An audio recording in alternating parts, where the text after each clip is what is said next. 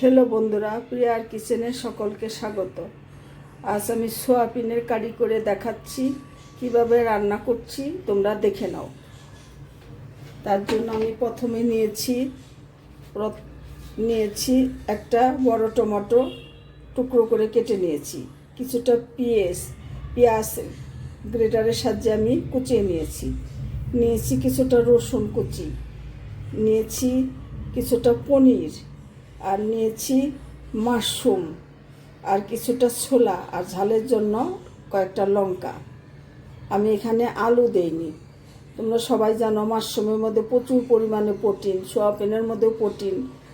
এই দুটাকে একসাথে করে আমি রান্না করছি। কিভাবে করছি তোমরা দেখতে থাকো বন্ধুরা।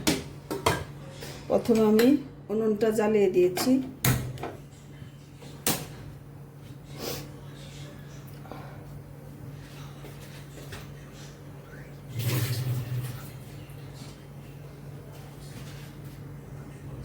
এখানে বেশ কিছুটা সোয়াবিন আমি নুন হলুদ দিয়ে ভালো করে সিদ্ধ করে নিয়ে আধ ভাঙ্গা করে নিয়েছি।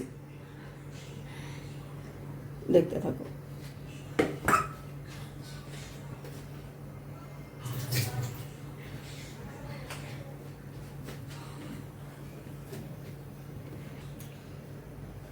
তেলের মধ্যে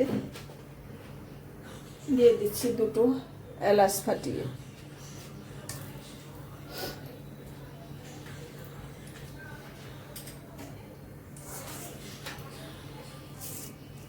এবার দিয়ে দিচ্ছি কিছুটা জিরা,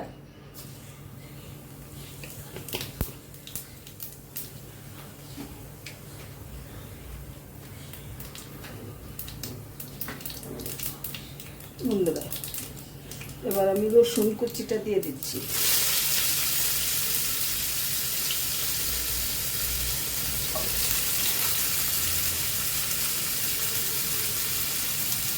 তারপরে কাঁচা লঙ্কা কুচিগুলো দিয়ে দিচ্ছি। কাঁচা লঙ্কা কেটে দিয়েছি। রসুনটা খুব ভালো করে ভাজি করে নেব।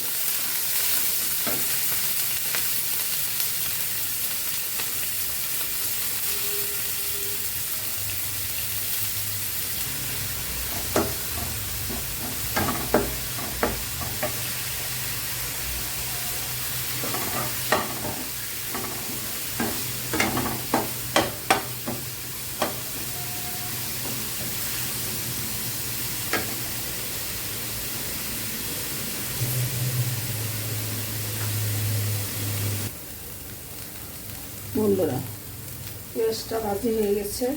এখন কিছুটা পনির আমি দিয়ে দিচ্ছি। পনির ঝুরঝুরি করে দিয়ে দিচ্ছি।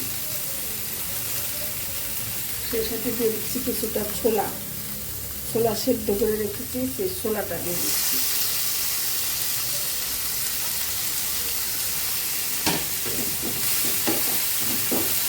সবগুলোর মধ্যে আমরা প্রচুর পরিমাণে প্রোটিন পাবো।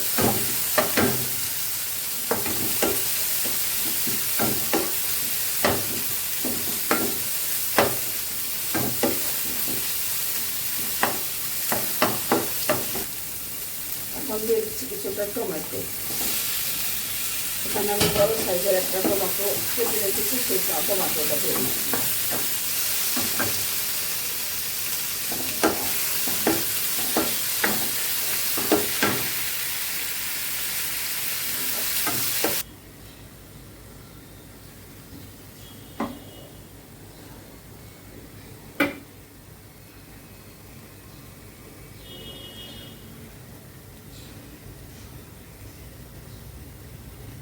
দেখো টমেটোটাও সেদ্ধ হয়ে গেছে। এখন আমি এই পর্যায়ে দিয়ে দেবো মাশরুমটা কেটে রেখেছি। সেই মাশরুমের টুকরোগুলো আমি এখানে আলু দেইনি, মাশরুমটা দিয়েছি। মাশরুমের টুকরোগুলো দিয়ে একটু ভাজি করে নেব। মশলার সাথে একটু ভাজি করে নেব।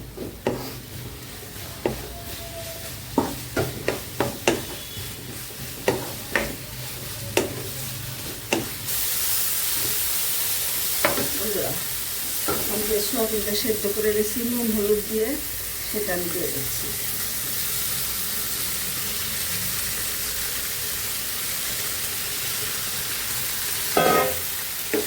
কষিয়ে নিব।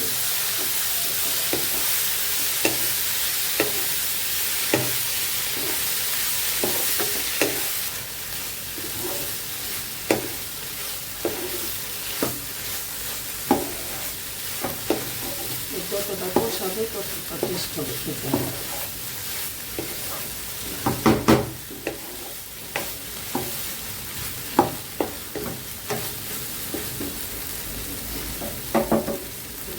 একটু চাপা দিয়ে রেখে দেবো, আর একটু সময় কষিয়ে নেব, একটু জলটা ছেড়ে দিয়ে কষিয়ে নেব। তোমরা দেখতে থাকো।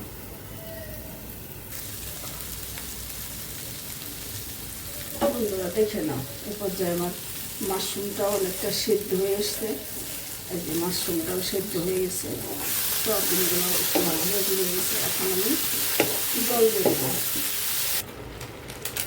বন্ধুরা আমি কিছুটা, এখন রান্নাটা প্রায় হয়ে আসছে, আমি কিছুটা গরম মশলা পাউডার দিয়ে দিচ্ছি।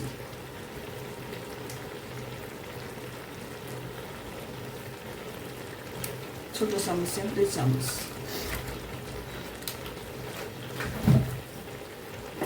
আর দিয়ে দিচ্ছি বন্ধুরা 1 চামচ ঘি।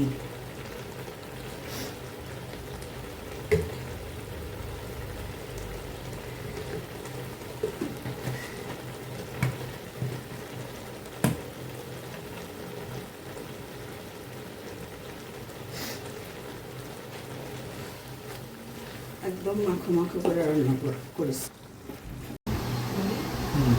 হ্যালো বন্ধুরা, এই সয়াবিনের রেসিপিটা দেখে নাও। আমি সম্পূর্ণ প্রোটিন যেভাবে বজায় রাখা যায় সেইভাবে আমি করেছি। মাশরুম দিয়ে, পনির দিয়ে, একটু ছোলা দিয়ে করেছি। তোমরা এইভাবে করে দেখো, অবশ্যই ভালো লাগবে। আর এই রেসিপিটা ভালো লাগলে আমাকে কমেন্ট করে অবশ্যই জানিও। আর বন্ধুরা প্লিজ আমার চ্যানেলটা সাবস্ক্রাইব করে আমার সাথে থেকো। ধন্যবাদ বন্ধুরা, তোমরা সকলে ভালো থাকো।